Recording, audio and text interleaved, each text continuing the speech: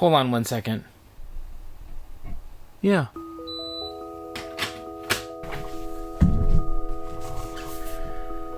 What's up, my dogs? I want to be at eye level with you. If we're gonna have a real conversation, get into real important, serious stuff, I need to be looking at you in the eyes. Not like I'm looking down at you or you're, or just right here. Let's just do this. So how are you, my dogs? I realize I can't hear you right now, but I feel what you're saying. It's very impactful. How are you all doing? Thank you. It is cold, rainy, wet. It is cold, rainy. It is cold, foggy, and mysterious.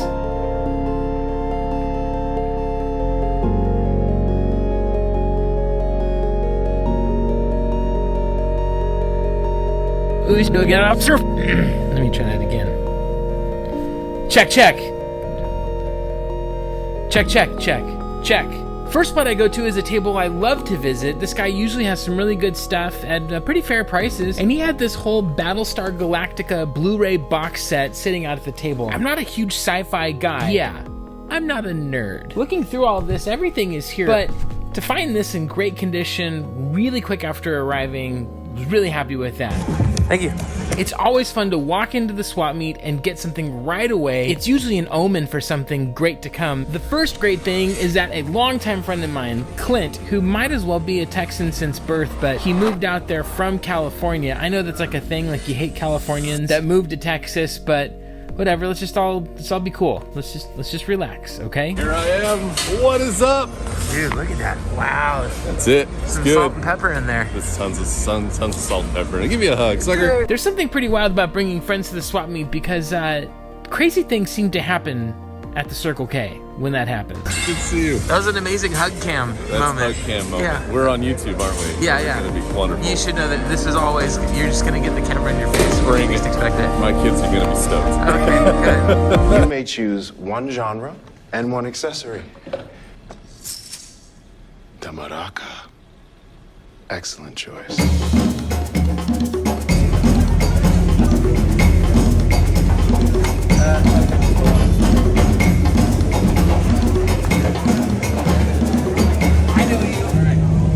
This way. Monster Jam Path of Destruction. This is one of those games that is weirdly pricey. It's an okay game. I've played other versions of the game that were really not very good, but there is something about monster trucks that's a lot of fun. How'd you feel about that, seeing that happen right there? Amazing. Right? My heart fluttered.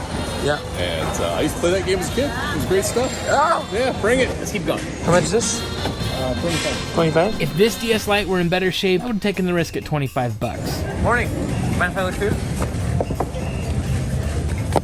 Clint, did you play this game growing up? I did play that game growing up. What's your quick review of it?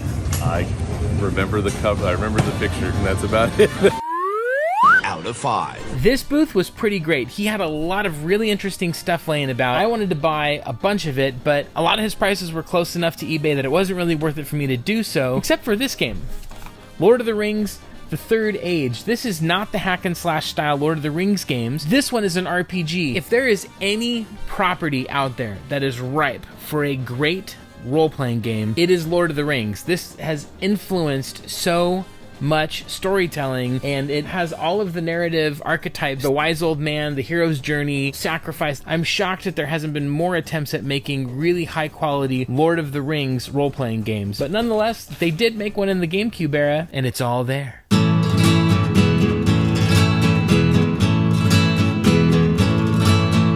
Some of this stuff is just total garbage, but some of it's just bizarre oddities like this. I'm gonna go check out and see if it's any fun. Is this your biography right here?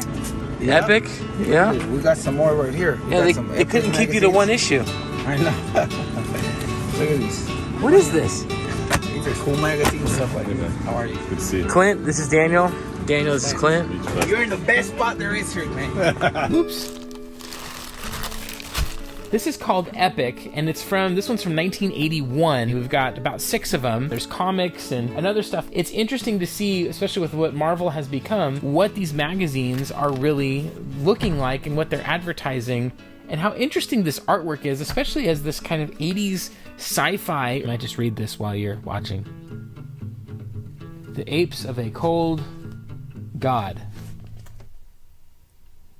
Interesting. And also this Sweeney Todd music booklet, vocal selections here, with all the music and stuff for the musical. This one also looks to be vintage. Free gifts are always cool. Gifts are great. I'm into gifts. I like gifts. Yeah, and the gift of conversation with our friend Daniel. So good. Daniel's a great guy. Good guy. That's a gift. Friends, countrymen, other countrymen. I've had some amazing finds on this channel lately. I had that Fire Emblem Fates Special Edition from Michael. I had that authentic Pokemon lot, buying out that whole table, a Super Scope in box for $30. Amazing stuff. This one, though, might be my favorite find of all of them. Out of the corner of my eye, inside of a clear plastic case, I see a very familiar spine end label on CD-sized cases. They're Dreamcast games, and there's a stack of them. So let's see if the discs are in there. Oops, sorry. Outside of the Nintendo 64, the Dreamcast is probably my favorite console. For purely nostalgic reasons, the Nintendo 64 is my favorite console. It's the console that made me really think differently about video games. And it was that transition from 16-bit sprite work into 3D polygonal graphics that really drew me in. Seeing Wave Race 64 with that blue water and those physics and everything going on in that game, and Super Mario 64's vastness of its worlds, I was hooked. I'm in. I loved it. I also loved the PlayStation 1, but that super pixelated look that goes with PS1 games, it always looked inferior to me, even though I was super jealous of all of those CGI cutscenes and the great sound on the disc. And as a console library, admittedly, the PlayStation 1 has better games. I don't think that's really disputable. But for my tastes, N64. The next favorite console of mine, though, is the Sega Dreamcast. Oh yeah, this is very popular game. It's like a shooting game. Arcade machines were still far superior. All of a sudden, the Dreamcast comes out, and it was like the arcade is in my house. This was right between PlayStation and like PS2. In the middle, huh? Yeah. There was no compromises in the graphics. There wasn't concerns about fog and frame rate in the same way that there was on the N64. We had gone through this transition period of learning how 3D spaces work in terms of interactive gameplay, and the Dreamcast is where it started to feel like it was making a lot of sense and hitting strides. The library of fighting games on this console, especially the Capcom library of fighting games on this console, make it one of the most compelling consoles to own even in 2023. So I get excited when I see Dreamcast stuff, especially if there's games that I don't have. As I'm reading through the labels of the games, I quickly make the decision in my mind, I'm gonna try and buy them all. I ask him how much does he want for the games, and he says different prices. How much do you want for everything? He comes back with $200. This is a score. I reach into my wallet and give the vendor the money that I have, and it's not enough. You have $50 on you, anything? I don't. Sorry, man. I give him the $150. I turn to Clint and I say, we need to go. We power walked. We power walked, Yes. like old geriatric men. I fit that description.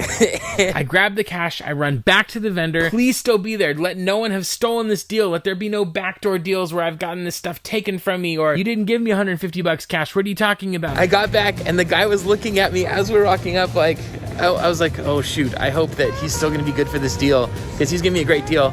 I picked everything up, gave him the $50, he handed it right back over, and he's like, Oh, and the internet has cost a lot of money. Carlos, if you're watching, Yes. thank you so much. Amazing deal. This is what it's all about at the swap meet, man. So much fun. Yes! So fun.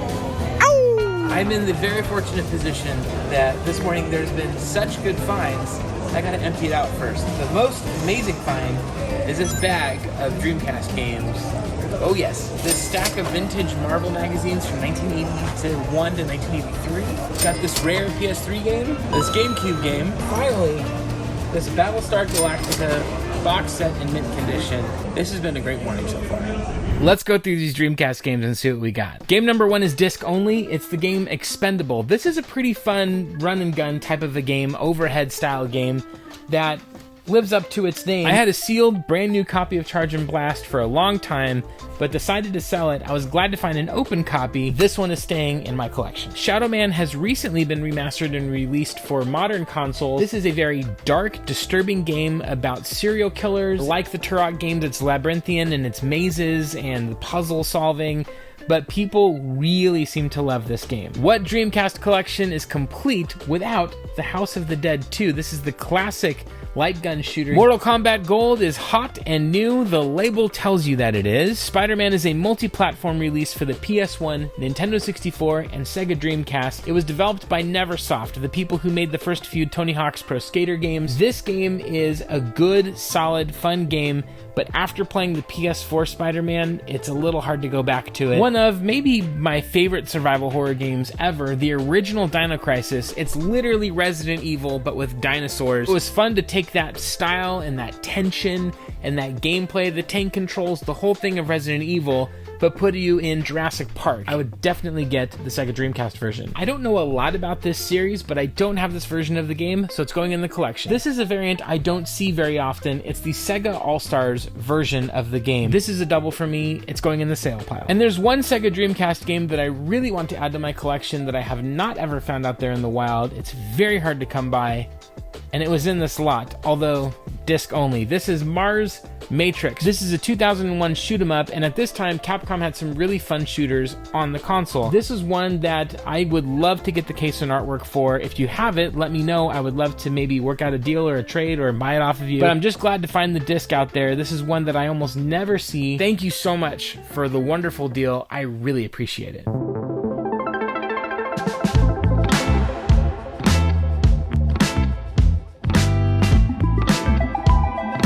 You're saying that this space has the best food. It's the best food. And you grew up around here. Right blocks from here. Yeah. Love this place. Come here all the time. Yeah. And the food here is outstanding. Yeah, I think my Hispanic brothers and sisters make some of the best food. My Mediterranean siblings make the best food. Yeah.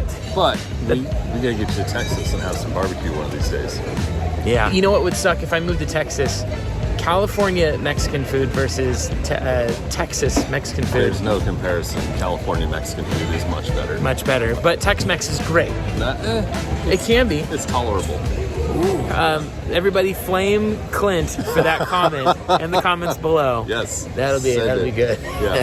This vendor has hooked me up so many times before, and today is no exception. $2.20 for both. I have to go to the ATM and get more cash. Again? This is a good morning. Great morning. I want to say I think this is all because of that beautiful thing on your face. This right here? Yeah, that's what this is. Yeah, that's good stuff. Wow. It's just mojo. It really ups the whole, the whole appeal of my channel right now. This morning's been a lot of fun. This is not my wheelhouse. Way to change the subject. Yes, let's get off my beard. First is this PS4 Slim. This is not the Pro version, it's just the regular Slim version. This PS4 Slim is in very clean overall shape. However, it's missing the controller. But I'm not too worried about it because I can just head to Hidden Gem Video Games on my way home and grab a PS4 controller to complete the set. This is the Xbox One X. This is a great console, especially if you just need a living room entertainment center type of a console. This one is super clean. It's still got this little sticker guy here on the front of it. He also had 2 controllers for the Xbox. He was willing to do a bundle deal for me on these at $220. This has been an incredible day. And there's still more. I asked him 40. 40? Mm-hmm. I'll take it. How much are the games and stuff? $5 of the game for any game you like. Any game's $5? Okay. And then how much is this? For that one, I asked the same. 40? And they got the cherry. Oh yeah, and the battery's kind of popping out. Yeah. Okay. Oh, both chargers are in here. Yeah. And that, so $80 for everything here? Yeah. Also had this group of games and UMDs, nothing too crazy in here, but some solid titles like Call of Duty, Resistance, Retribution. As I was leaving, another collector was like, oh, I really wanted a GBA SP, I was looking for one. So I ended up selling it to him for a great price, and everyone was happy. Hey, look who's here. Michael. Where'd you find all this stuff? Actually, I got it yesterday too. Oh, here? Yeah. Nice. Vendor was selling all his stuff. Oh, wow. He wanted to get rid of a lot of stuff. This speaks to my childhood right here. VeggieTales. Do you know what VeggieTales is, Michael? Oh, I never played it. Do you know what it is? It's like Bible stories, but told by vegetables. Morning. How much are your games? $8. $65 $65 for this and all the games? Well, I think you might have yourself a deal. Oh, it's an Xbox 360.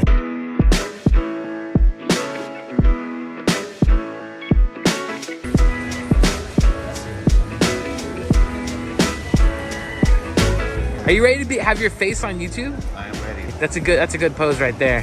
My bad. All right, $5 for a sealed copy of Apex Construction. What do you think this is worth? Like right now, bought in the store. Like $4. About 15 bucks. Okay, you cool with the $5 still? Of course, yeah, man. Love it. Thank you. Much appreciated. The PSVR 2 is not backwards compatible with the PSVR 1. There's this really exciting group of games for it, and these are games that I wonder how much collectors in the future will be really looking for them. While I'm guessing it sold a decent amount, I mean, they made a PSVR 2, I don't know that these were like millions and millions of copies of games sold for the console. I'm really curious if this will be a highly collectible console, and if people will see the PSVR as its own console. I got these for $5 each, and I'm wondering if people are watching this video in the future and they go, dude, I can't believe that guy paid $5 for those two games. I cannot overstate how great of a morning it was between the Dreamcast lot, the amazing consoles, and most importantly, getting to reconnect with an old friend I haven't seen in quite a while. Look, as amazing as all of these finds were, would you just take a moment and clap with me for Clint's beard? Yeah, good. Oh, I hear you, Arkansas. Yeah. Amazing. Clint, can you hear us over in Texas, buddy? This is for you. I'm so proud of your beard.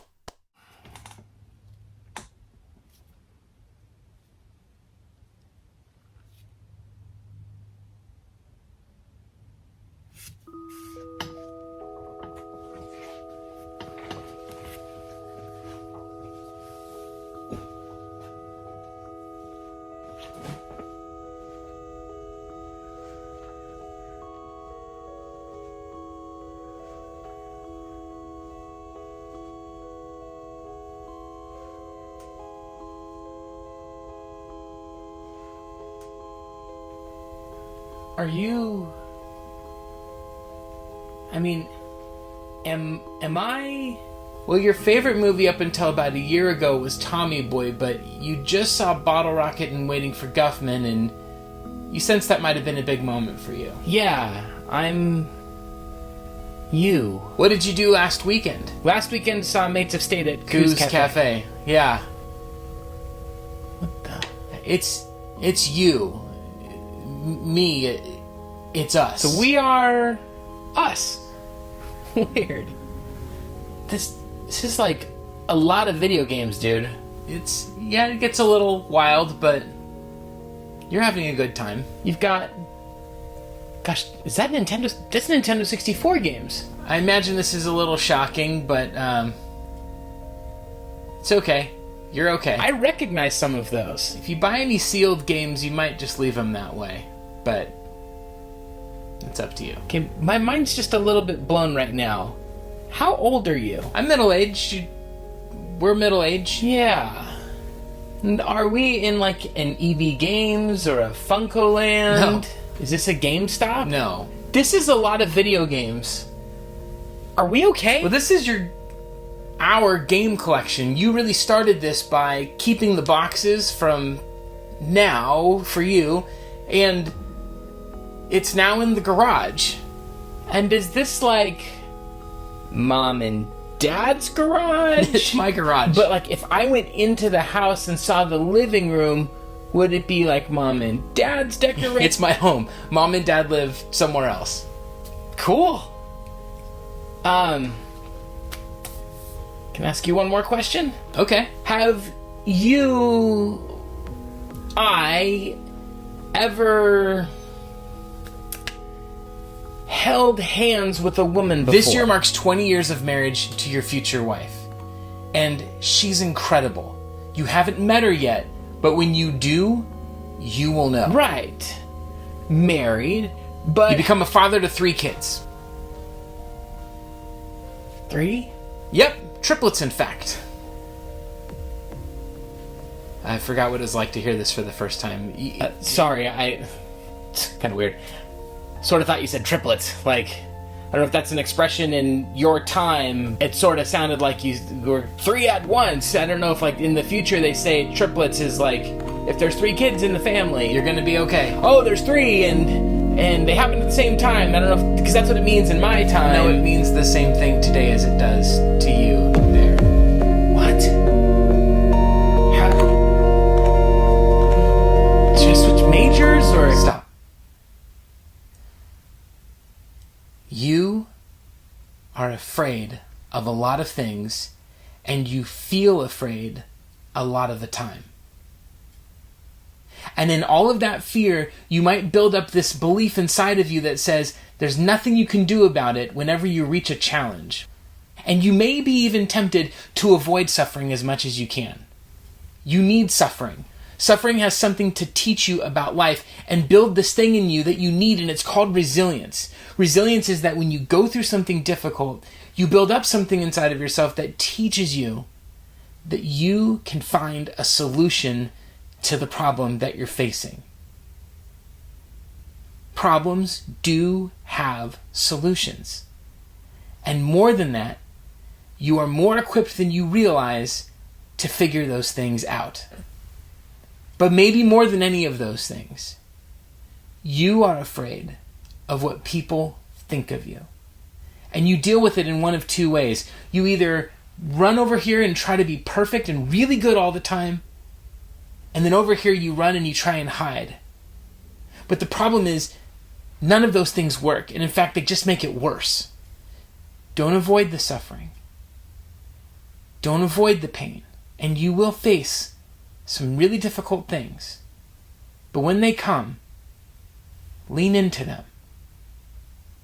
Suffering has something to teach you. And I want you to know this. Even though it may not feel like it, pain, suffering, difficulty, it rolls in waves. Sometimes things are really tough and it feels like it will never be okay again. But eventually it will change. And when it's really good, enjoy it. Don't be afraid of when the next negative thing's going to happen. Enjoy the good that you're in right now. You have a wonderful life in front of you, and you need to live it. Know that one day you'll be here, and you'll still have some of those fears. They'll still come up. But don't forget, you've been through it before, and you will go through it again in the future. But you've been able to figure it out, and you're going to be okay.